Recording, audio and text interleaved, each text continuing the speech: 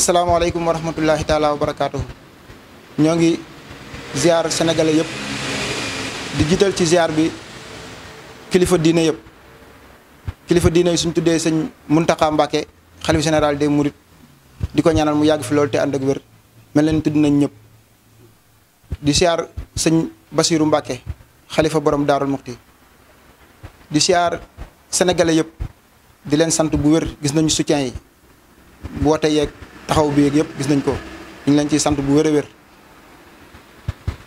man la Papa Boubou Diallo li ma dal nag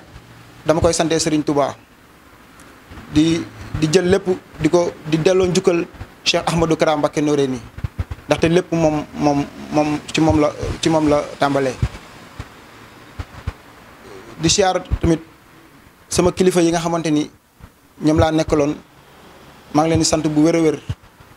tey tamit toppee ma leen dara ndax dama xam ni mbirum Serigne Touba la rek moo ñëw mu jaaree ko nii.